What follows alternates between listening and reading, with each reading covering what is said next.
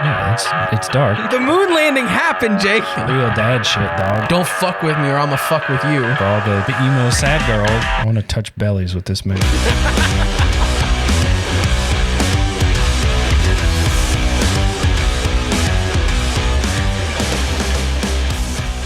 Oh, man. Hi, Jake. Oh, hey, Aaron.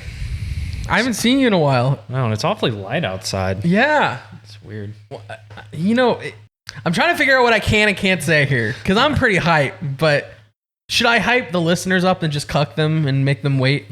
I don't know. Maybe I shouldn't. Okay, you know what we can talk about? Do you remember in the very early stages, the wee years of this podcast, where we were in your garage and we were having technical difficulties? Yeah. Well, it seems to be a reoccurring theme of this podcast. Every time we try to do something new, it goes very bad. No, and I still blame you for saying we don't need an audio guy. We can't afford an audio guy. All right, I don't know, man. How much do you think Tony charges per hour? More than I can afford, pal.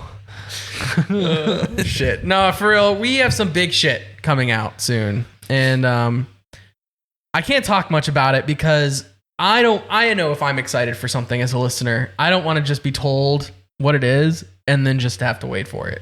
So yeah. I can give you 2 hints. Number 1, the first hint is Culpepper. I mean, the biggest hint is obviously new music, but yeah. The second hint is Danny Phantom. But yeah, no, we got some big things coming. The first one will be revealed to you. It is recorded. It exists. It'll be out on what day was it? I think the 19th was 19th? The first one. Yeah. Oh yeah, the 18th or the 19th. Maybe. This might not exist at all. We might just be completely bullshitting the audience for views. Big things. Our heaviest episode yet. All right, now for real though, we got some shit to get into today. And I think we should just start off with the songs. There wasn't that many new songs out today. But we're going to get into the smaller deals, and then we're going to get into the big deals. No Way Out by Poppy, produced and co-written none other than the Fishman himself. If you don't know who he is, Jordan Fish is ex Bring Me the Horizon. He is responsible for a lot of Bring Me the Horizon sound over the years, and he is doing some co-writing, some producing, some cool shit. He makes the hits. That's what Jordan Fish does. So let's get into it. Jake, what did you think of the song No Way Out by Poppy? It's probably going to be my favorite song by them because I don't really listen to a whole lot of Poppy. It's not really my thing. This is a good song though, and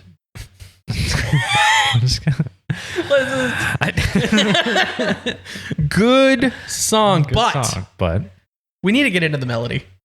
Okay, yeah. Jake, you and I listened to 4 choruses today. Mm-hmm. No Way Out by Poppy, New Reality by The Word Alive, something about a devil by Asking Alexandria featuring Maria Brink, mm-hmm. and Obsolete by Mice and Men. Starts with an O. Okay, so I'm going to play right here. After I stop talking, you're going to hear 4 clips from choruses from each of these songs. Here you go.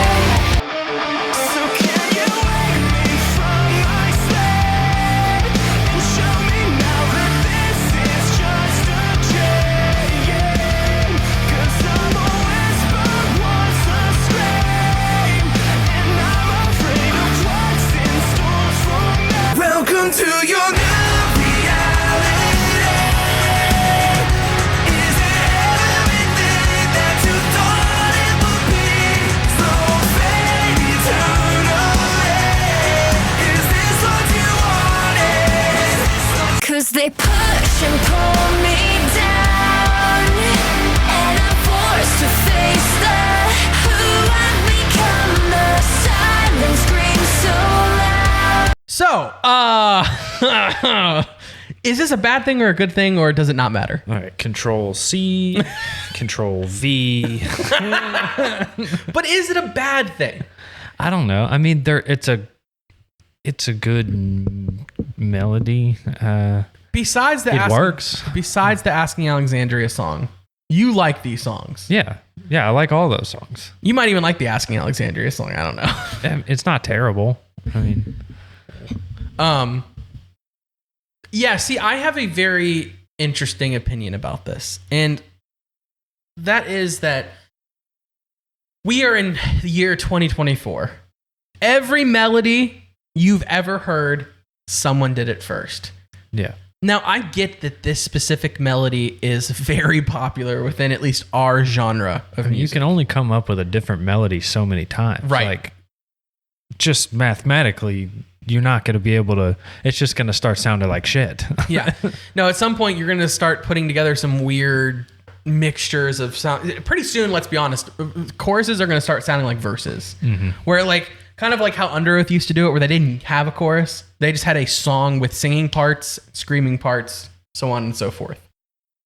Now, I like that. I enjoy that. But you know me. I love a chorus. I love a good chorus. And I personally don't give two shit if Too shit. I personally don't give two shits. I don't. Oh no, it's just ours. Okay. Stop making the tech break. Oh, God. Don't touch it. Don't touch it.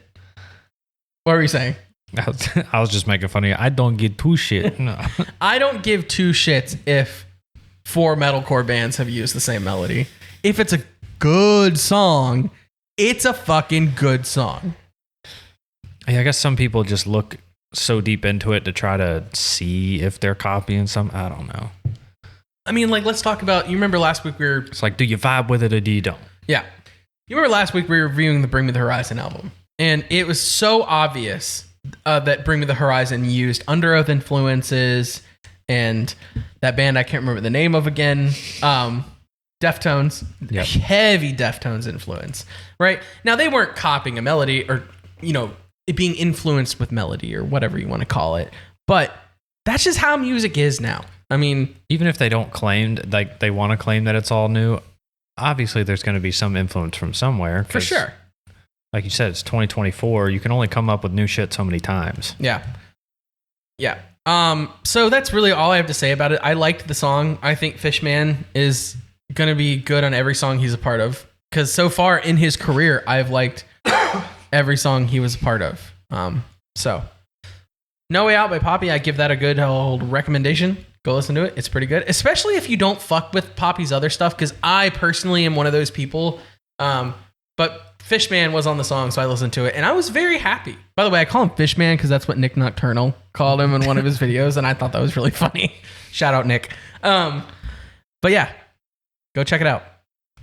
Did you have anything else to say about it? Good song. The next song we're going to talk about today is the... You going to give it a number? Oh, why do I always forget that? I don't know. Out of 5. So 3.5 for me. I'll meet you at 3.5. Okay. The next song we're going to talk about today is Can You See Me in the Dark by I Prevail and Halestorm. Now, I got the sense that Lizzie's voice was more prevalent on the song than Eric. So I'm going to say this is Halestorm featuring I Prevail. Isn't that how it's labeled? Isn't it Halestorm? It's labeled as I Prevail and Halestorm. Okay. So I don't know, I mean, to me, it sounded like an I Prevail song with her on it. It sounded like musically an I Prevail song, but it was the vocals that I was like, okay, that's mostly Lizzie. Yeah. One thing to point out about this song right away is Brian's nowhere to be found. Now, here's the thing. Brian has taken a break from the band as of I think earlier this week or last week to deal. He has, and I'm not going to even try to remember what it's called, but it's some rare disease that he's dealing with. And I don't know if that was part of the reason why he wasn't on this song. So I'm not going to give any shade to him not being on the song. I'm just going to put out there that I love Brian's voice and I wish it was on the song. I think Brian and Lizzie's voice singing or just singing together, harmonizing, I think it would have been really cool. But I mean, Lizzie and Eric sounded great.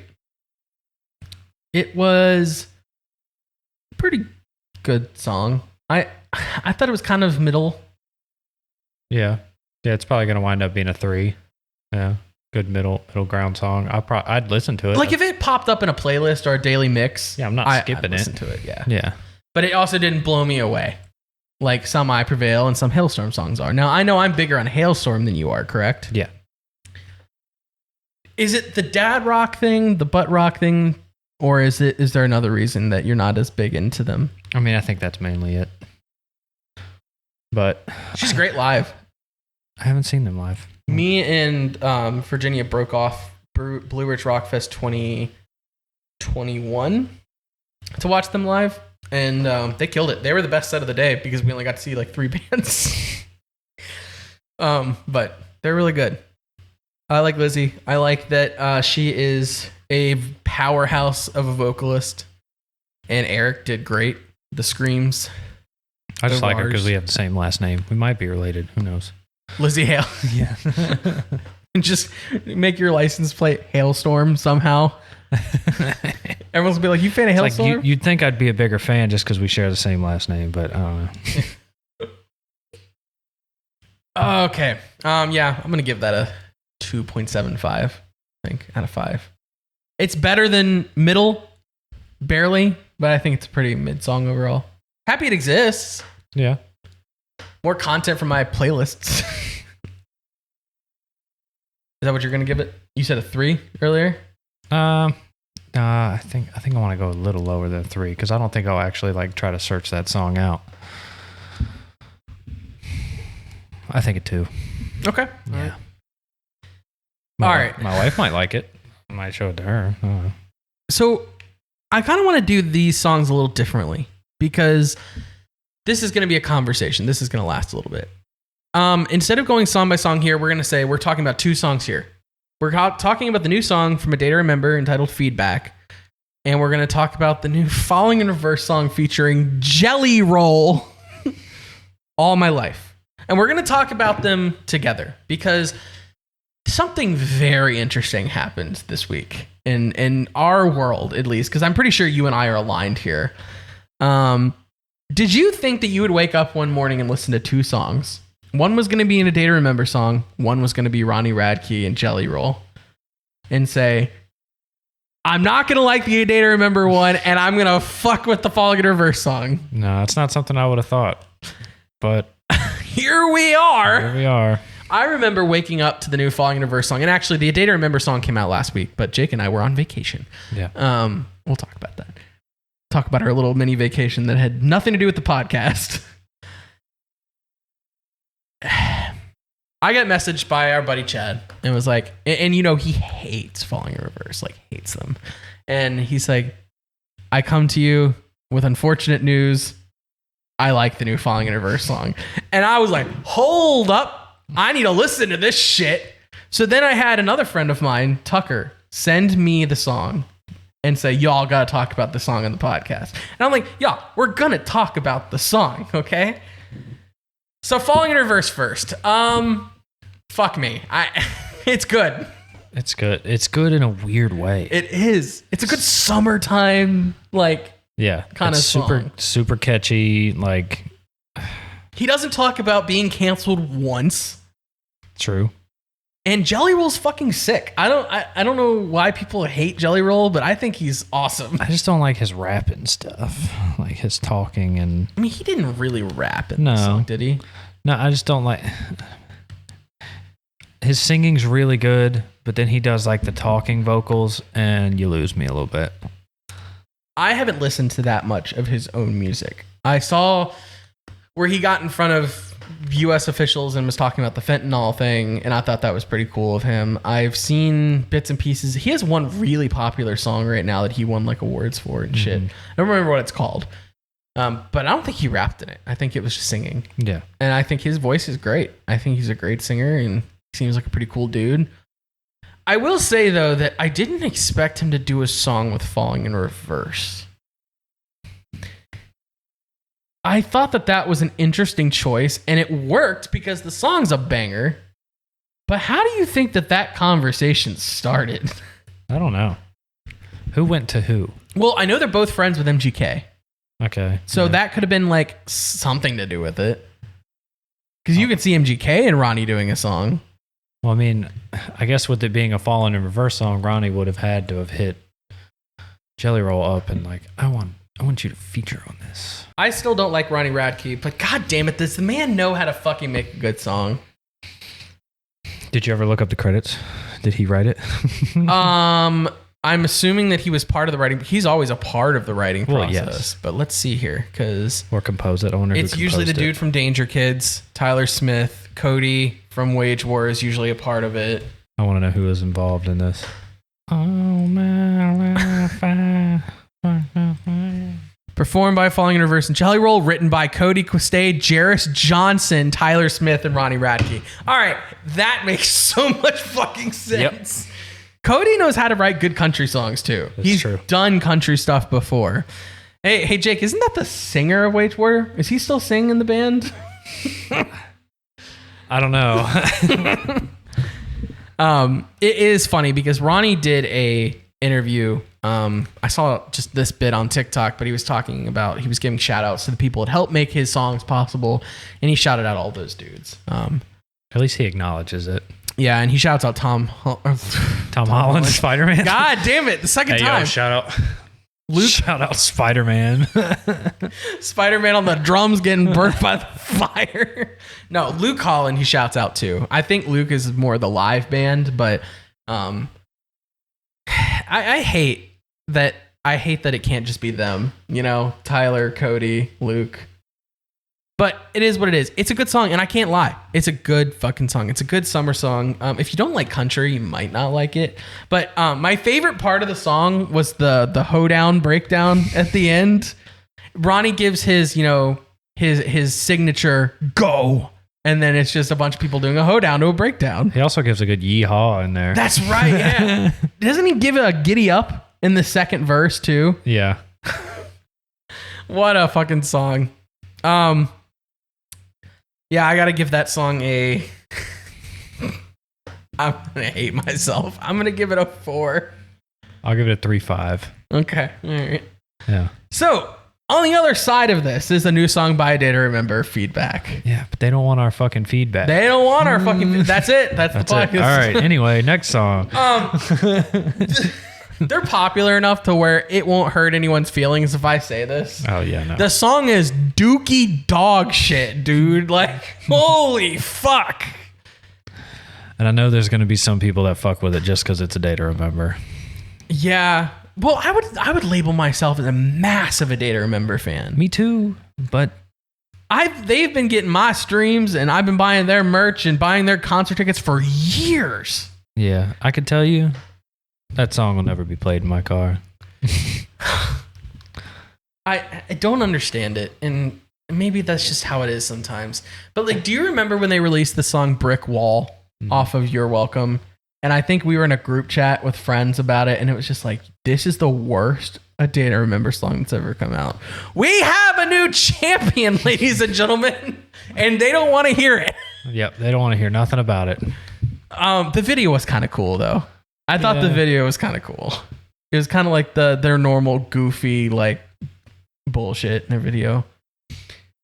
That's the only thing good I have to say about it. I am going to say though, it pisses me off so much more because Miracle came out not right before, but it came out. It was the song they put out before this song. And Miracle was like the most state of the art A Day to Remember song.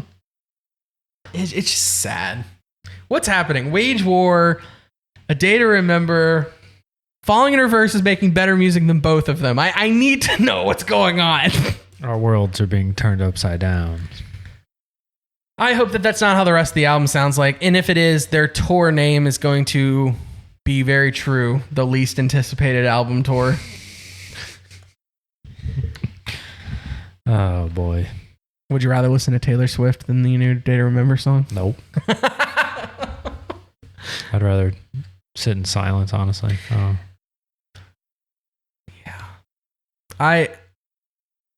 It is perplexing to me that A Day to Remember, who is one of, if not the best at the fusion of pop punk and metalcore, isn't making pop punk or metalcore.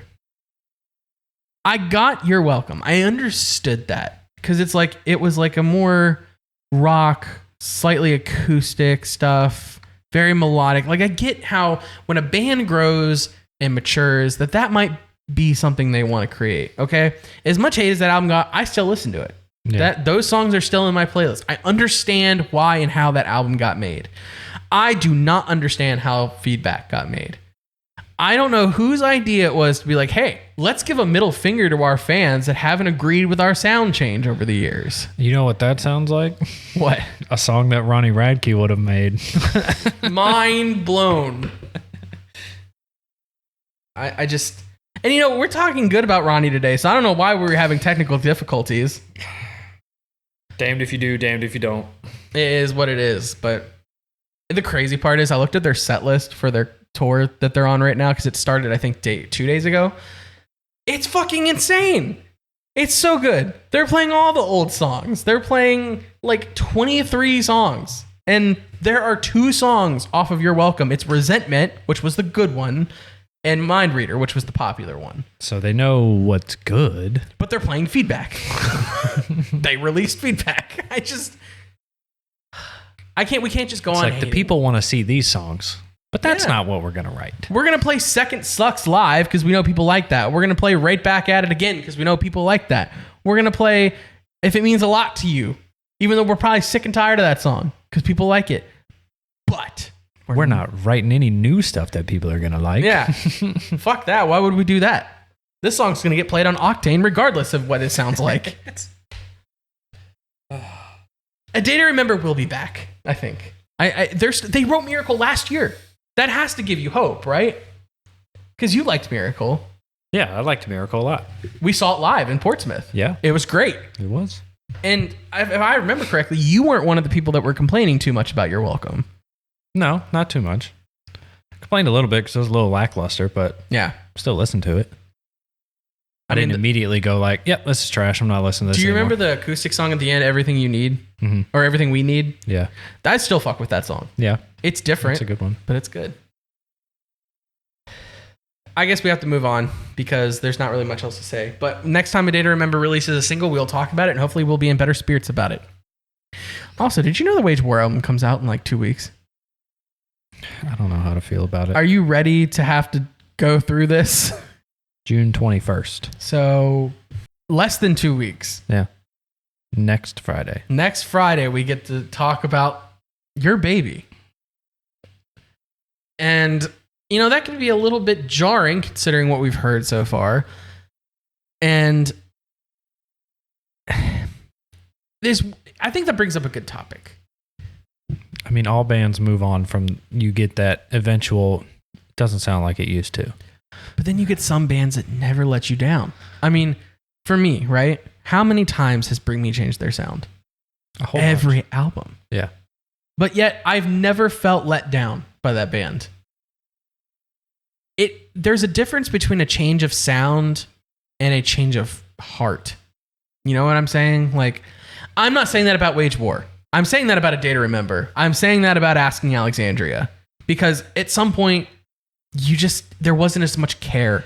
We talked to an artist, or will talk to an artist at some point, at some place, maybe June 18th, about how much care they have for their band and how much energy they put into writing. It has to be everything. It does. Like, if you want it to be fully successful, you have to put everything into it. And I don't feel like A Day to Remember or Asking Alexandria, and I should point out 2 bands that are huge, they maybe don't feel the need to grind as hard to be successful, which is, I understand to a point. If we're thinking about a real job, right? If you're making millions of dollars as the ultimate Subaru technician, you don't need to show up every day, Monday through Friday anymore. You can show up and do the important jobs, get paid, and go home. But isn't it different when it's art? It happens to most brands too. Like, once you make a name for yourself, you don't have to try as hard. Mm-hmm. Take, like, I don't know, any shoe brand, like Nike. Yeah. Like, they worked so hard to get their brand out there. And now when you go to stores and buy like their cheaper shoes, garbage. Well, and also a lot of brands like that have a system. They have like what is it called? A well-oiled machine of how things run. And all they have to do is get names. So like Nike, it's like, hey, the only thing we got to do today, we got to get LeBron James to sign off on us making his next shoe. Done.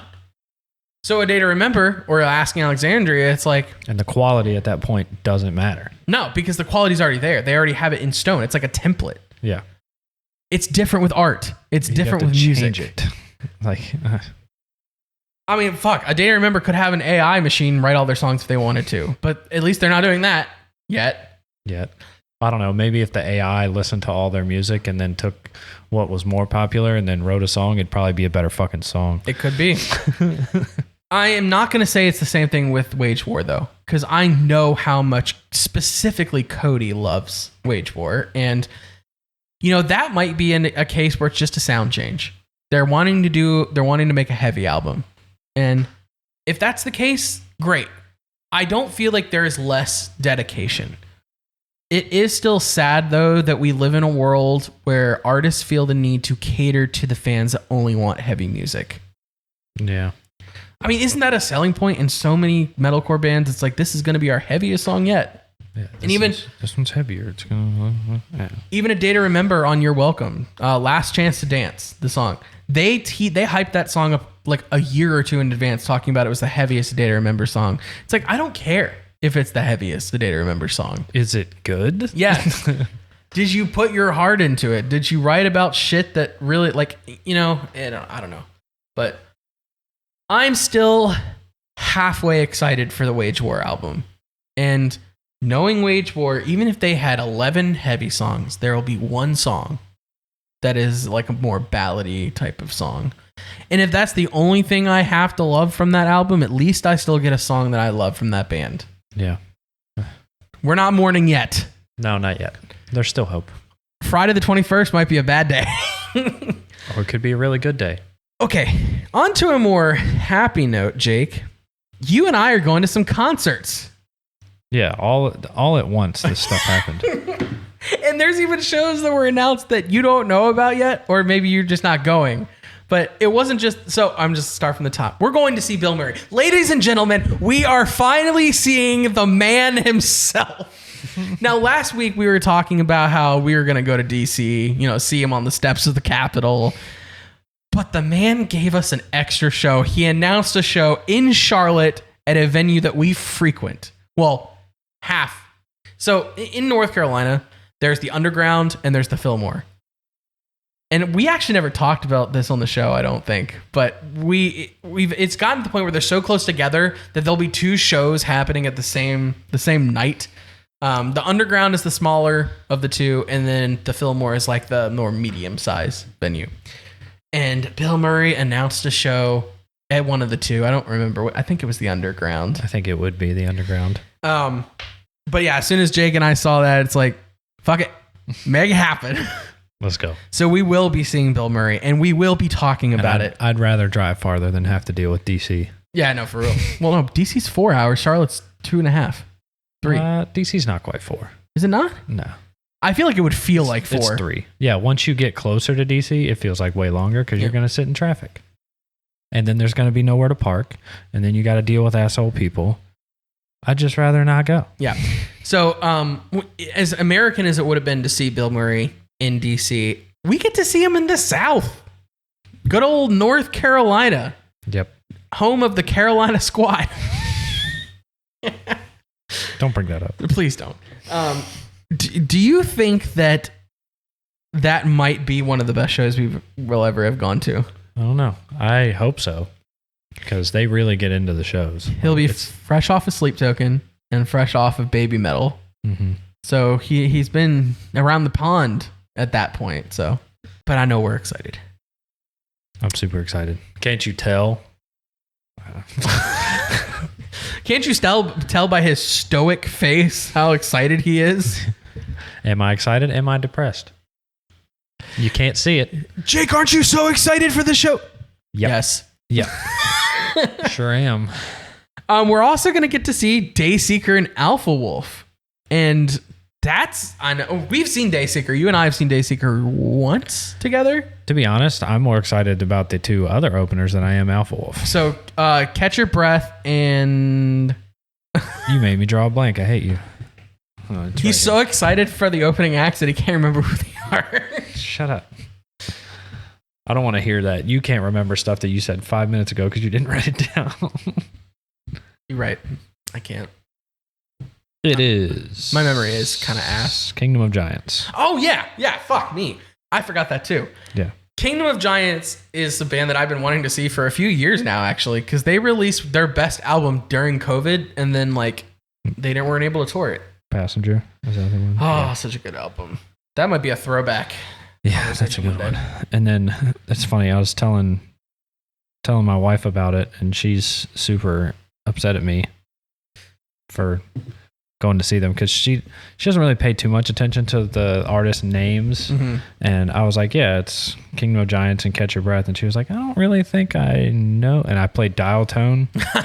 She was like, fuck you. Well, she also likes Dayseeker, right? Because wasn't she mad that she couldn't go to the last time we saw Dayseeker? Yeah, and that was just Dayseeker. So now it's Dayseeker and then two other bands that she wants to see as well. So she's kind of angry at me. Now, are you into Alpha Wolf? Not as much. They're good. It is good. I'm not going to deny that. I feel like they're one of those bands that will pop up in a daily mix or something like that I won't skip, but I haven't like sat down and said, okay, who is Alpha Wolf? Yeah. Now, I've definitely listened to them on some of the little pre-made Pre-made podcasts. podcasts? Yeah. Pre-made you're officially a podcaster. playlists. Yeah, our buddy Chad, he's huge into Alpha Wolf. He's been trying to get me into them for years. I just haven't come around, but I'm very excited to see them live. It's a more hardcore kind of listening. Is it surprising you at all the Dayseekers touring with some heavy bands? Again? They're really the only heavy band. Who? Alpha Wolf. Kingdom of Giants is way more metalcore than Dayseeker. Well, I'm not. That's what I mean. I'm saying comparing to Dayseeker. I was going to say the standout of that show is Alpha Wolf. Yes, for sure. But yes, comparing to Dayseeker, they are heavier. Count Your Breath, I think, makes sense. It's the two others, and I'm like, okay. Well, and then the last tour we were supposed to go to, RIP, was Polaris and Dayseeker. And that changed to Silent Planet, who is just as heavy as Polaris. So it's interesting to me that they're touring with heavy bands. Yeah. I'm fine with it, though, because that provides like, contrast. Yes, contrast is good with shows because was the last show we went to in Charlotte. A lot of it sounded pretty similar and it all kind of mixed together. I think Paleface was heavy enough to where the other stuff didn't feel as heavy. That's true.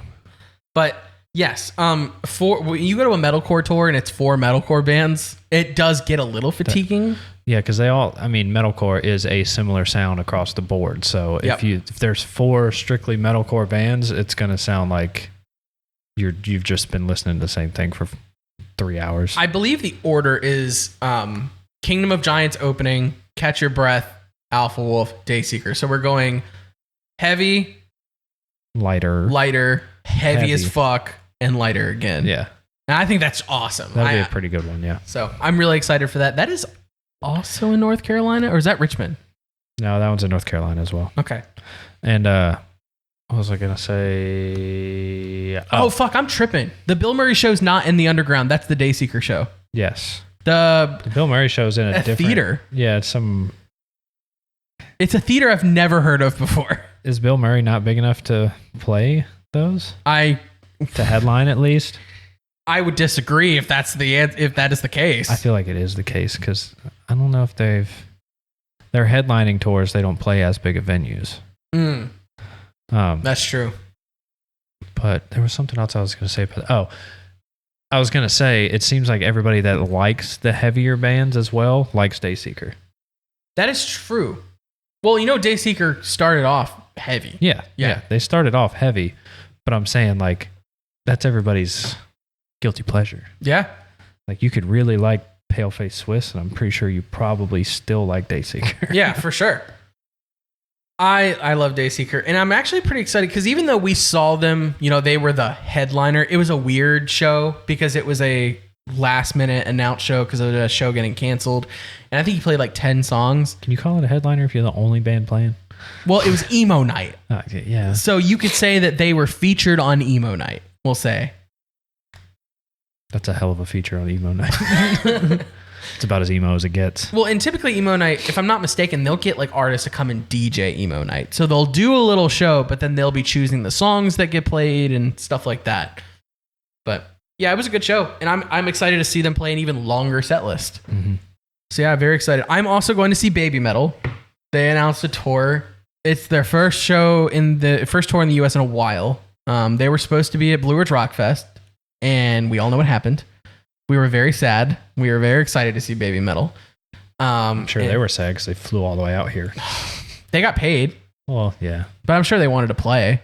Yeah, no, I'm really excited for that. They're going to be playing the National in Richmond. So that's going to be pretty sick. We're also, I don't know if you're going to this, but I'm trying to get tickets to go see Crown the Empire, Dark Divine, and someone else. I don't remember. But Crown the Empire's headlining. So we'll be going to that, hopefully. So many tours got announced. It's not even funny. Starset announced a tour the same week. But we can't go to that because that's the same day as Bill Murray. Can't miss Bill Murray. No, absolutely not. Not for anyone. No. It could be Bring Me the Horizon headlining in the same city. Bill Murray. Bill Murray. I hope I'd stick to that. I mean, you've seen Bring Me the Horizon. You've never seen Bill Murray. That's facts. I'd choose Bill Murray. So I got a little bit of a story to tell you. So last night, have you ever just had one of those moments with your wife where it's like really late, you're both supposed to be sleeping, and you start talking and you just talk till way late?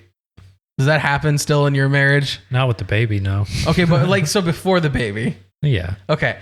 So my wife and I were up late last night talking. She was going to Richmond today to hang with her mom. So she really should have been asleep earlier in this, but it was one of those nights where we just got to talking, and it just, at the end of our conversation, she decides to drop this on me. She goes, "Hey, the other night you were listening to some weird shit on YouTube while you were sleeping."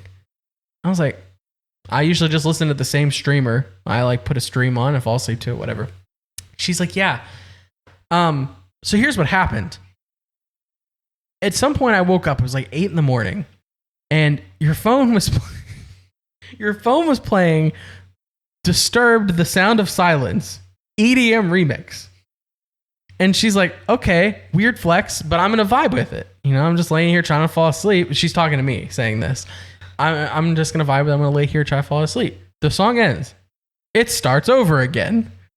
She like describes it as a whoop. And she's like, "Oh, okay, that's kind of strange that it's playing a second time, whatever." And she's starting to fall asleep. She's dozing off. The song ends. It starts playing again. So I'm going to show you what it is that she was listening to because it's so fucking funny. I'll try to include a clip for you audio listeners. Disturb the sound of silence. So, you know, she was kind of vibing to it, and then when the song it ends, and it just starts over again For 25 minutes. Yes. And she's like, she was like, thought I was going insane. She's like, after the third time of that song playing and it starting over again, I got up and turned your phone off. But it's like, what the fuck? I was like, I was asleep. I don't remember shit. Yeah, why is there a 25-minute loop of the same song? Who does that? And it's sped up, so it's all weird. Yeah. I was just, and maybe it was funnier because we were both sleep deprived last night. We were talking about it, but I just envisioned her. She even said she did like the halfway open her eyes, like, the fuck is happening? Oh God. I thought it was so funny. So I went into my history, found it, and played it. I was like, "Is this what you were listening to?" She's like, "Oh my God, yes." Yeah, that's always funny, falling asleep watching YouTube and then going back to see what played while you were asleep. He's like, "What is my brain subconsciously absorbing while I'm sleeping?" I think I fell asleep on the couch one time watching YouTube, and I woke up at like, I don't know, 3 a.m, and it was still playing something. And turns out I had watched an entire like 3-hour Vice Grip Garage episode. It does kind of fuck up your YouTube algorithm though a little bit because it's like, at least, I mean, mine when I fall asleep. Well, no, because it tells you already listened to it, and it's maybe something you want to check out later. Yeah, I've had that happen. It's like, what? I never listened to this. Why does YouTube say I listen to this? I didn't listen to this. Mine just plays like, because the stuff I watch, it's all like car content and like gaming videos. So sometimes I'll wake up and apparently I watched Markiplier stream for 6 hours. My favorite, though, is when I have Spotify on for podcasts, and we've talked about it, how our podcast will come up sometimes. So the other thing that happens, though, is, and this happens like almost every night when I'm doing podcasts, is I'll fall asleep to one thing, and I always wake up to Joe Rogan. It's always, it's like Spotify pushes Joe Rogan into the... Oh, yeah. Duh. That's their biggest money-making podcast. It's never just the normal episodes. It's always the weirdest fucking interviews. Like the other day, I woke up to the Terrence Howard interview. Oh my God, that one. And I couldn't even sit here and tell you what the fuck they were talking about. No, I tried listening to that. I tend to listen to podcasts at work when I'm working alone. Lately, I've had somebody shadowing me, so I haven't been able to like actually listen to stuff, because that's normally where I listen to music and podcasts. Do you show him music while you're teaching him how to work on cars? Yeah. Okay, good. You're doing your duty. He's not a metalcore listener, but he is now. Hell yeah, brother. By force, because I'm not turning it off. Yeah, because if he looked at you and was like, hey, boss, I don't really like this. I don't really care. So Turn that wrench in 5. This is what you're listening to. Where was I going with that? Oh, the Terrence Howard. Oh my God. That, I don't know if... Do you know what his angle was? I don't know if he's like actually a genius or if he's just spouting bullshit the whole time. Well, a lot of people seem to think it was just bullshit. That's where I'm leaning. Like, I don't know. It's some like too high intellectual shit. Like he's too high and becomes an intellectual. I thought, and maybe this was just a meme about it, but it's like Terrence Howard on Joe Rogan saying 2 + 2 = 5. Well, or no, it's like 1 + 1 does not equal 2. Right. Or 1 times 1 is not 1. Right. 1 times 1 can't equal 1. Yeah. 0 times 1 can't equal 0. It's like, what are you doing with your spare time, dog? Some people are like, what the fuck are you doing? The other people are like, was he an Iron Man? Wasn't he an Iron Man? What? What's the he played Rhodes, right? Rhodey. What's his name? I can't remember. Whatever. He was recast, and that's like the meme is that he wanted to be paid more than Robert Downey Jr. for the second movie or some shit. Way too full of himself. But anyway, yeah, waking up and being half awake in the morning. I want to hear him and Cat Williams talk to each other. I did wake up to the Cat Williams interview one time too. Because Cat Williams is just as fucking crazy. Oh, what was it the Cat Williams was lately talking about? I don't even know if it was on Joe Rogan. I think it was with Stephen A. Smith, the sports guy. And then Cat Williams is talking about like these weird conspiracies. Oh, yeah. And, yeah, that's always what he's talking about. like, what an interest. He's funny as fuck, though. I read 3,000 books, Joe Rogan. I've read so many books. You don't take me much of a reader, but I read so many books. I read so many books. Before I was 12 years old, I read 3,000 books. My intellect is so high. All right. So let's do something fun real quick.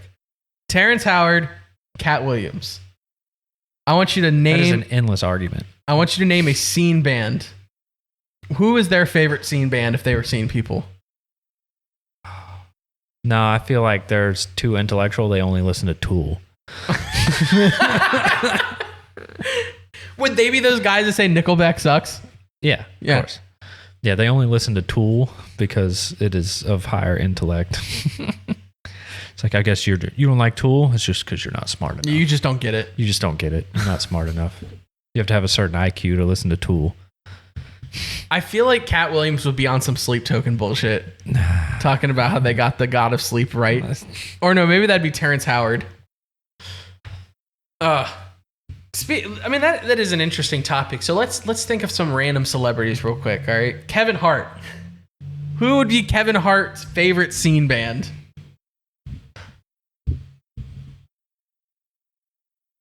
That's a hard one. It's Hollywood Undead. Everywhere I go. He just that's his walkout song to his shows. The Kevin Hart has got a weenie. Yeah. Oh, the spider is still there. He's like kind of under the ledge. He's like in a hole. That he is. Hi, buddy. Please don't make Jake wreck my table. Jake, we took a vacation, kind of like a weekend getaway. Mm-hmm. We enjoyed nature together. Yep. We did enjoy nature, and I got a little sunburn, but it's pretty much gone now. I got 22 bug bites on my feet. I did have more after. I mean, they're all gone now because I don't really react to it like that. But I had at least like 5 or 6 that I didn't realize until afterwards. I counted 25 on my feet, and they were like on the back of my heel, on top of my toes, in between my toes. It was so bad that I went to CVS and spent $50 on numbing spray, Benadryl spray, and anti-itch spray. And I had to take Benadryl on top of that to sleep at night. Aaron enjoys nature one goddamn time. Aaron's an inside cat. You don't let him outside. I Bad went things fishing happen. yesterday, though. Yeah. And then my friends that I went fishing with were like, you should go fishing with us again tomorrow. And I'm like, nah, I ain't doing 2 days in a row. And he goes, all right, Aaron, yeah, sit at your desk. That's where you thrive. Goddamn right. I did have a good time, though. I think the kayaking was fun. Oh, yeah, the kayaking was fun. Even though we were a little too big for the kayaks. It's fine. I think that it was my first time ever going kayaking, and I really enjoyed it. I've been out on a kayak before, but not a whole lot. I kind of want to buy one and do it more because it is fun. It'd be fun on the river. A lot more to explore. I'm not much for the fishing off of a kayak. I don't know how you would do that. Our size. You got to have a better kayak. Okay. More buoyancy. Because I'm thinking like trying to fish on the kayaks that we were on. It's like, all right, pull it in. It's like, oh, there's nowhere to put it. Like, well, that other camouflage one that. Jason was on. Yeah, that one's built for fishing. Yeah. There's That checks out. special kayaks for fishing. Yep. We got drunk and talked around a fire. Mm-hmm. That was fun. I haven't drank since then, though. I was so like done with alcohol after that trip that I have not wanted to drink at all. Not even because we got super drunk. It was just like, it was so much alcohol that I consumed in a 24-hour period. Yeah, we were all telling stories that we probably shouldn't have told. Yeah. There was one story that you guys begged me not to say. Shut the fuck up right now. I'm not going to, but the fun in it was not saying that I wasn't going to. Just have everybody on edge. Very, very light context because I'm not getting into it. We were with one of our partner's parents, and Jake knows things about me. And Jake goes, wow. They went in to use the bathroom, and he was like, wouldn't it be funny if I brought I this didn't bring up? it up. So I think Jason said something about it, and then everybody looked at me and was like, no, don't you say anything about it. It's because we were talking about how you ruined Jason's marriage. Yes. Yeah, that's all it is. And then the joke was made, I could ruin more relationships here. And then I'm not going to. After begging Jake and him just laughing at me while I'm begging, he goes, I just wanted to see you squirm. It's more fun that way. I'm not going to actually do it, but I don't want you to think that I'm not going to do it. Maybe one day when we get really big and it doesn't matter anymore, we'll tell that story. But I don't think so. I think that while a certain individual is alive that's not in this room, that will never be told. Nope. Nobody shall know. But just me. It was a good time. Your elder emo scene daddies were enjoying nature. I'm more of a nature guy than you are. No shit. I enjoy it every now and then. It's nice to get out and relax. Even though we came back and I didn't feel very relaxed. No. I didn't feel like I went on vacation because we were like constantly doing stuff. You want to tell the story of how you having a child wrecked my YouTube algorithm? Oh, yeah. My child watches all kinds of stuff. He doesn't really pay attention to it too much until like a song comes on. What time is it? It's time for lunch. What time is it? It's time for, Bubble Guppies. He likes the Bubble Guppy songs. Otherwise, he doesn't pay attention. Then the song starts playing and he just looks at it and Lunchtime. dances back and forth. But yeah. So now, after having your YouTube logged in and just, I don't know, 3 hours of Bubble Guppies and Bluey, you're done for. So I opened up YouTube yesterday to like watch the music video for Falling in Reverse, and it was just Bubble Guppies. And it wasn't even like, your wife didn't even put on like an episode. It was a compilation of what time is it? Let's go to lunch from Bubble Guppies. That's what he likes. Bro, imagine incorporating that into a breakdown. Don't know. What time is it? It's time for lunch. That'd be sick. Oh, yeah. But, we do get out every once in a while. Jake more often than me. I get to take my hiatus from going outside for a bit, but... You got your fix. Yeah. That was your summer fix. Yeah, some kids experiment with drugs. And then there's me. I just experiment with going outside every once in a while. Doing outdoor activities. We're going to start a new segment every now and again where Jake and I will bring up a song, whether it's from years and years ago, last year. It's just not going to be a new song. And it's going to be a song we've never covered on the show before because we've only been doing the show for 3 months now. So, Jake, you have a song ready to go. What do you got? Oh, let's see. You want to take a guess at the artist? Too late. It's Bill Murray. You didn't even let them guess. Of course it's Bill Murray. Who could have guessed that? If you had to put your money on it, you probably would have won. So this song is a different era of Bill Murray. Very, very different than what we're used to hearing now. And this is, I'm just going to call it the serious era. Yeah, it's like a ballad, really. Yeah. I mean, it is more serious than when he leaned full into like I'm not going to say like the jokingness of it, but where the titles are all real funny, all one word, all capital letters. Yeah. Or funny music videos with combines or deers. Or, yeah. Pre that. What's the song called? Teal. All right.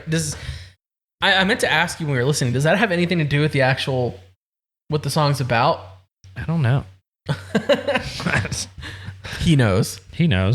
It's a great song. And I think that if you're into Bill Murray now, I would recommend you go listen to the older stuff. I still need to do it because what you've showed me has been fucking great.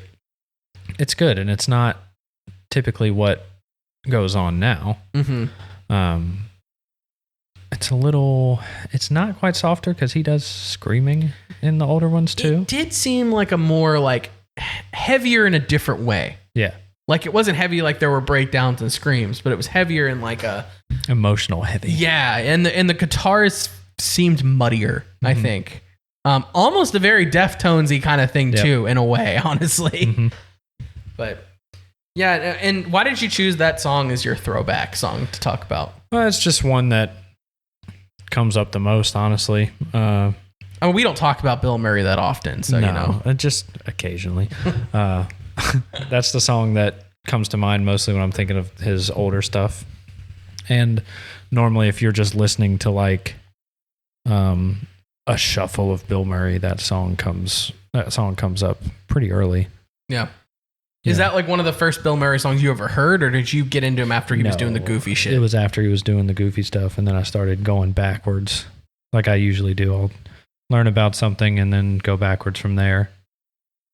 I think that was which album was that? Hang on. Pause for Harley. It's his third album, 2016. Woof. All right. 2016. That was a long time ago.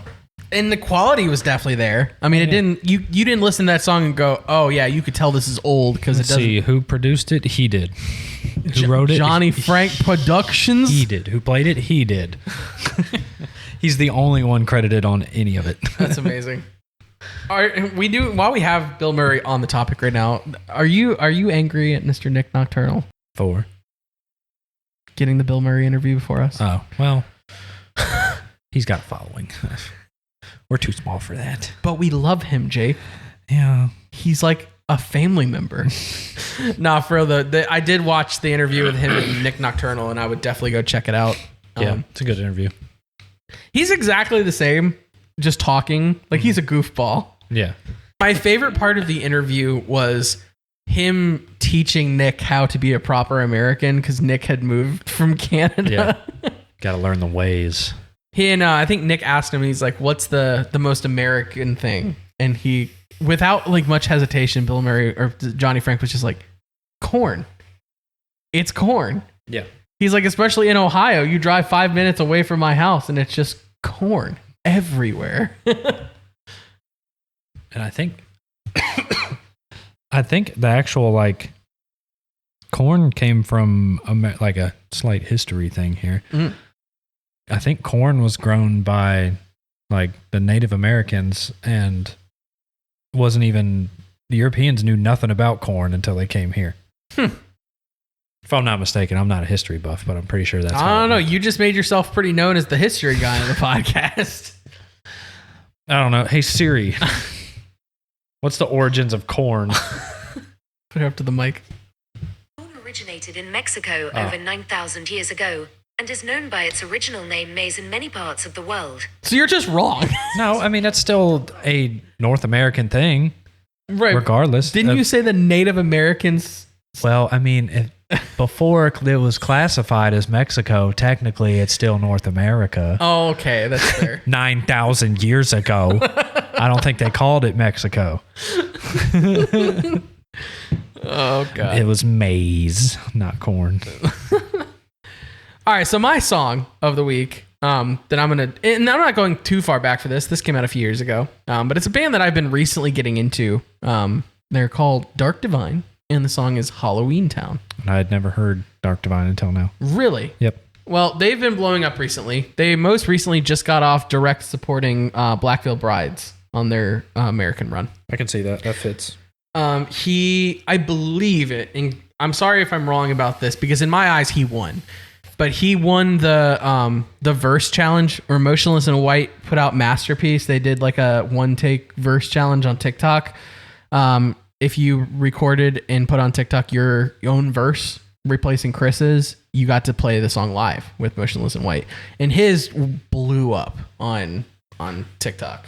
So that's how I discovered them. And I was like, oh, they're doing the horrorcore thing like Motionless in White and Ice Nine Kills. And that's fucking sick.